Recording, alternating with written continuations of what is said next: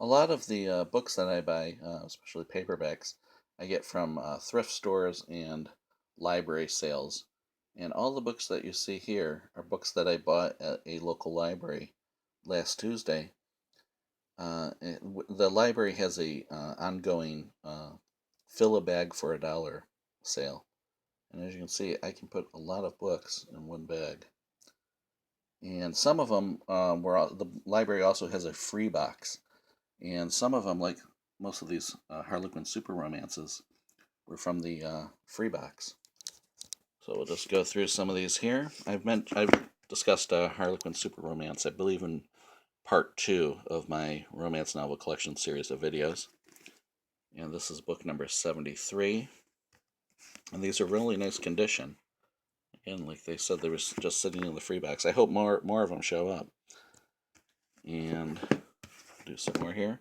Now, they were still using the worldwide branding at this time. It says, well, you have the little worldwide globe there. It's book number 95. And this is book number 97.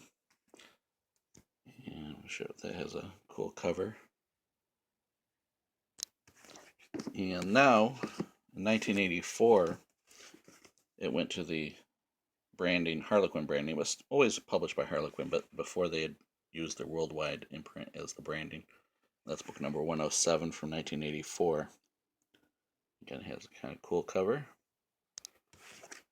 Now, also in the free box was Harlequin Romance number 2680.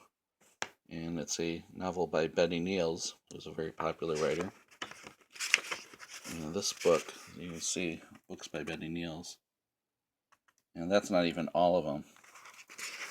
And she's still in print today. And this is from 1984. Now, also, they had a bunch of Harlequin Intrigues. And again, these were all in the free box. Now, I've mentioned before in one of my previous videos that I don't really like the cover format for the sort of the pre-1992 Harlequin Intrigues. This is book number 294. And this is book number 304. These are from the mid-90s or so. This is an introductory copy, but it's book 274. And then this one is book 379. Let's see what the year is on it.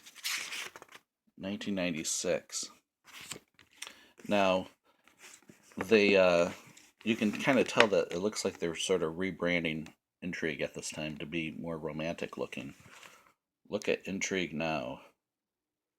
You know, they're sort of emphasizing more romance rather than intrigue. Although the little cover blurb on there about Anne Stewart caught my eye.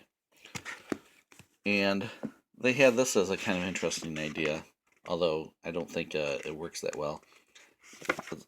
There's a keepsake bookmark, and you're supposed to cut the back cover, and it has sort of plugs for the upcoming releases. Now, it's a good idea, I guess, but no one's going to cut the back cover. If they were going to do that, they should have had it as a cardboard insert in the middle of the book that you could just pull out without wrecking the back cover. Now, the funny thing is, I figured I'd have no interest in this book because it's more romancy instead of intriguey. But I started reading the prologue, which took place in the bayou, and it was kind of interesting. And then jumps ahead to the city in chapter 1. So I thought, plus you got the Anne Stewart plug there, so I thought, maybe I'll read that one after all. Some more Harlequins here. These are 2 Harlequin historicals. This is book number 200. Kind of hard to see there. That's an introductory copy. And this one doesn't have the number on it, but it is from 1994. So these are 2 Harlequin historical novels. Have the back cover images there. They also had a Silhouette Desire. I've intended to make a video all about 1980s category romances, not including Harlequin. I haven't gotten around to that, so I do have some other Silhouette Desires, but this is one that was in the batch. I think this was in the free box. Desire is still being published today. This is book number 183. But in the early 80s, Harlequin purchased Silhouette. This is from 1985. And sometime in the 2000s, they just renamed Silhouette Desire as Harlequin Desire. So it's still being published today. In a previous video, I had mentioned, I think it was in the Gothics video, I had mentioned Rebecca Brandewine. She had a sort of fantasy type novel called Beyond the Starlit Frost, I believe. This is another Rebecca Brandewine. This is Rainbow's Edge, it's the name of it. Published by Warner Books in 1991. Looks like more of a historical romance type thing. Catherine Cookson, the only thing I really know about her, this is published by Pocket Books, is that there are a lot of British TV movies that were done doing her novels. This one's from 1987, this printing. So she's, as far as I know, a British novelist who is, popular. These two books are from the 1970s. I don't know if they would actually be considered romance or just general fiction. But I like that they both had these like 1920s hats on the covers. And we'll get a closer look there. But again, I don't really know much about them at all. Let's see, this was published by St. Martin's Press in 1984. That's when that one came out. And then this one here is a very thick book. Yeah, oh, there's a cool back cover. How many pages is this? 508 pages. 509 pages. Now, this was published in 1986 by Signet Books. A very, very thick book. This is a Pocket Books one. And I'm not sure if this was in the free ones or not. Judith McNaught. And, oops. I've been collecting the Tapestry series of novels that Pocket Books published in the early 1980s. This came out in 1986, so it was around that time. Tender Triumph is the name of this. Is it a historical or contemporary? Looks like a contemporary. So I've been intrigued by Pocket Books' 1980s releases. And we have this one here, Wild Orchids. Again, I don't really know anything about it. This was published by Warner Books. And there's the back cover. Let's see what year this one was from. 1986, January 1986. And is this a historical? Not sure. Now this is clearly a historical. At least it appears to be. This is published, yeah, it says historical romance right on the side there. Wild Summer Rose by Amy Elizabeth Saunders. And what year is this?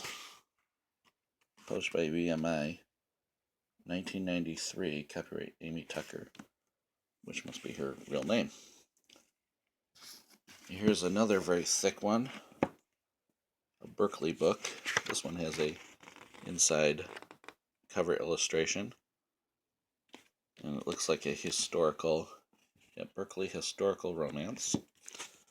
And what year is this from? 1986.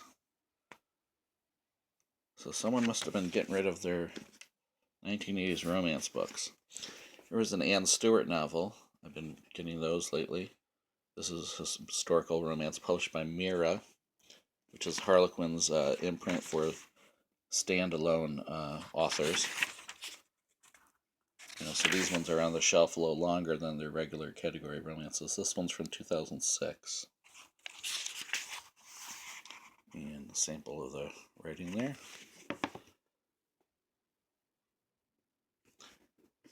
And now we have two more recent books.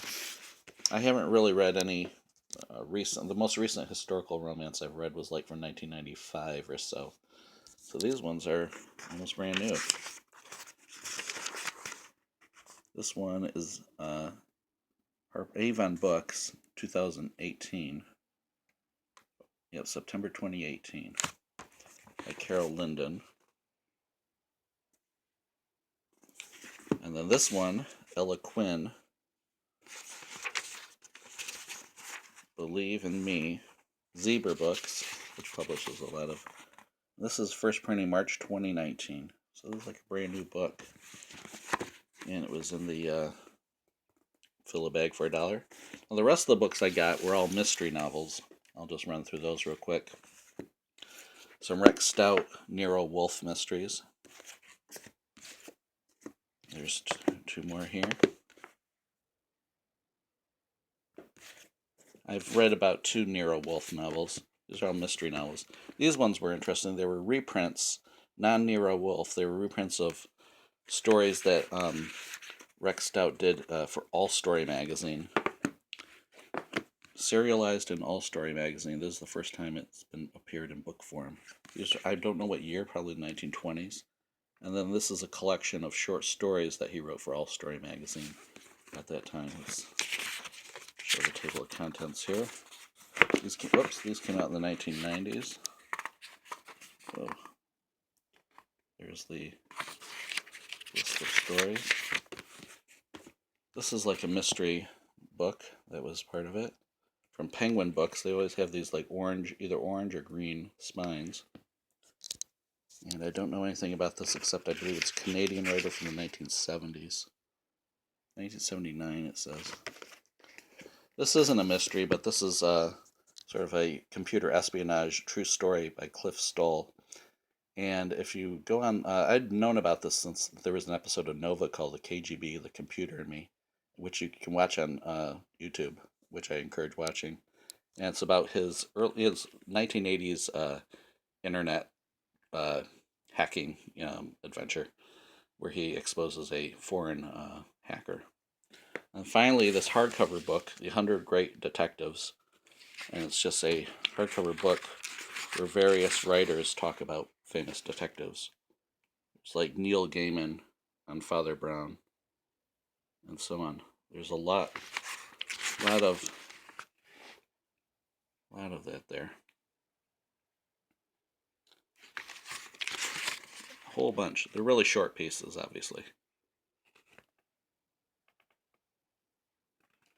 So anyway, that's that. I got all those books for $1 whole. Quite a bargain, I would say. And that's it for this video. Stay tuned for more videos in the future. Thanks for watching.